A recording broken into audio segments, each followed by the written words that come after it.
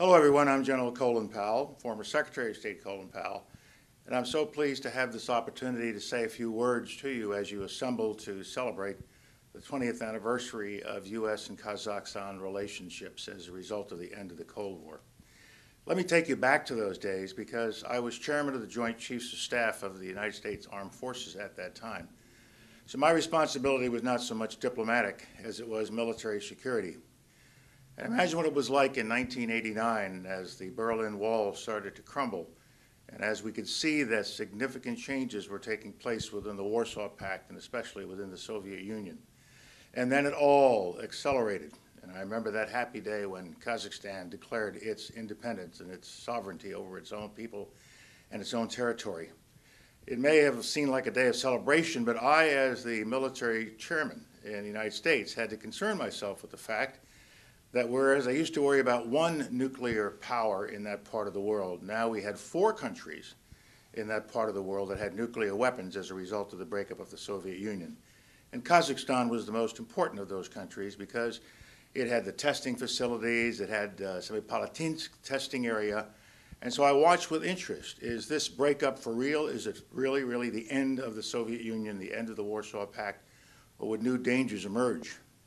And I cannot tell you what a pleasure it was for me as a military man, as the chairman of the Joint Chiefs of Staff, to see the decisions that Kazakhstan made at that time. Under the decisive leadership of President Nazarbayev, you decided you did not want to be a nuclear power. You gave up all your weapons. You worked with us, the United States and other nations, in removing all of the residue from the days of the Cold War. It was also at that time that we had a new treaty come into force, Conventional Forces in Europe Treaty, and all of those Soviet arms were going back across the Urals, away from where the Cold War limit used to be along the Iron Curtain. And some of my colleagues worried about what would happen to the weapons that were going, say, back to Kazakhstan. But once again, you demonstrated a level of responsibility that surprised and delighted us all when you made the decision that we would integrate some of this equipment into Kazakh forces, but more importantly, we will communicate to the rest of the world that Kazakhstan has no intention of being either a nuclear power or of creating an army that would be a threat to anyone else in the region. And over the last 20 years, those simple, very direct, but historic strategic decisions made by President Nazarbayev at that time have paid off in many, many ways for Kazakhstan. You realized before many other nations in that part of the world or elsewhere in the world that real power in the future would come from economic development. Real influence in the future would come from living in peace with your neighbors. Real influence would come by getting people to help you improve your economy, to diversify your economy. Real influence would come when people were willing to invest in your country because the money was secure and because the money was providing a useful purpose, a useful end result for the nation of Kazakhstan and the people of Kazakhstan. And as a result of those courageous decisions that you made as a people and with the leadership of your president, you have had a great relationship with the United States for the past 20 years. It continues today with assistance that we give you, with the encouragement we give to our industries to invest in Kazakhstan, and especially to the kind of security cooperation we see with Kazakhstan. You are friends with all of your neighbors in the region, and you have many neighbors. You understand the danger of terrorism. You understand the danger of nuclear proliferation. And that's why you have been such a stalwart supporter of our efforts to end nuclear proliferation. And that's why you have helped in Iraq with your EOD people, your explosive ordnance demolition people, going and helping the people of Iraq get rid of these terrible devices.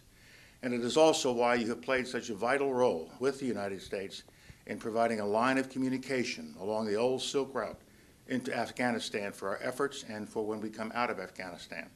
In so many areas, the United States and Kazakhstan have cooperated in the security field, in the economic field, in the regional security field, in the energy field, which is what you really have as a great resource.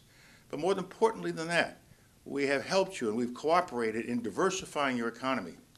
If you had told me 22 years ago when I was chairman of the Joint Chiefs of Staff that General Electric would be building locomotives in Kazakhstan, I would have found that very, very difficult to believe.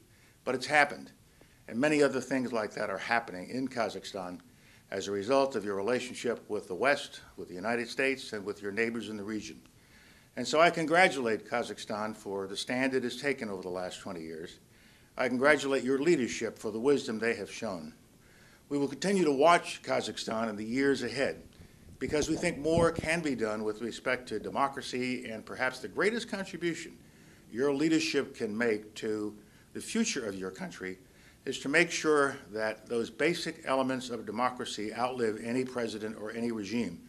The right of the people to assemble and to speak their voice and minds, the right to have a free press, the right to have votes counted properly.